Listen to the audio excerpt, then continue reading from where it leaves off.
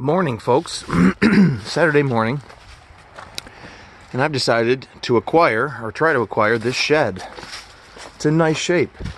It's 13 feet to the ridge, 8 by 12. It's been on this crusher run, sort of a lump here its whole life.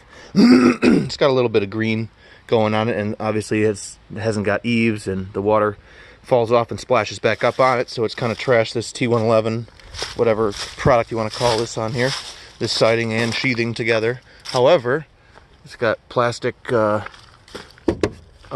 composite shake on this gable end. It's got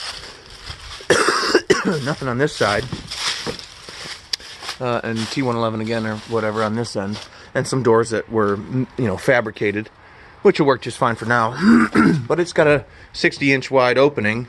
It's not a full height wall. It's about 7 feet. So when I put it back together, I'm thinking about a concrete pad with a couple courses of block even to get our overall wall height and our overall door height up to a full height, and put a real exterior French doors in, and maybe even some big doors on the side to come in here, because when you work from one end, things can get buried to the back. But I think it's going to make a great chicken coop for this winter, and we'll look at what to do about it next spring once we have it to the property. My plan of attack is to pick it off of here in two pieces, because you can't go down the road with more than 13.5 feet in New York State, and that's how they cross the road with power lines and stuff like that, so we got to be conscious of that. So this is going to involve preparing the shed to have the roof lift off today, making sure I can pick up the roof no problem and the bottom no problem with the skid steer, and then confirming delivery tomorrow. My buddy's dad drives flatbeds semi-truck for a living, so he's going to show up tomorrow if that's the case, and I'll put both pieces on his truck, and he'll go to my house, and then I'll take the skid steer home and just set them off on the ground at my house, and we'll get it done this weekend. But my plan is, because there's no double top plate, these are really lightly built when they make these, and I like this shed particularly above any other shed because the pitch of the roof is so great. Despite the fact that it's gambrel style, it's just got an extreme pitch, and all the snow and ice and stuff will fall off of here easily. And a lot of times it's built so lightly and it's such a shallow pitch that it'll just fall in, or snow sits on it and melts in. So I'll probably add rakes to the front and the back, and take the roof line out the side as well, maybe even a lean-to. But for now, there's no double top plate, which is what I was hoping to have, so I could slice between it and take the top off with one plate and leave the bottom connected with the other plate. In lieu of that, rather than taking the top plate with the roof and leaving the studs to just dangle up in the air, I'm going to take the roof off. I'm going to end up slicing off the bottom of the rafter from the top plate with the Sawzall and sawing along carefully. I guess it isn't, the sheathing for the roof stops right there and doesn't go by, which is actually kind of ideal.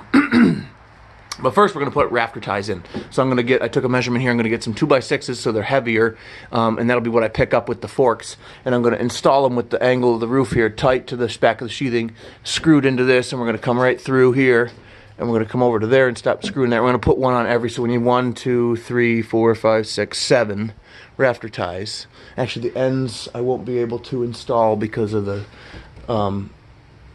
thickness of the wall, and they won't be necessary. So 6, we need 5 8-foot, well, I make 10 because they won't quite reach 8 feet.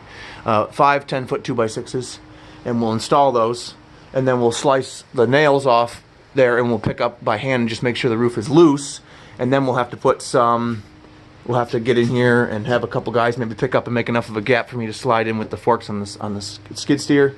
And we may need fork extensions, so I may have to come in here with the forks and get underneath everybody that I can get to, then come into the building with the fork extensions and add those and C-clamp them on and get those to work out underneath as many of these rafter ties as possible. And despite all of this, we will be picking up on it from the far end of the long aspect.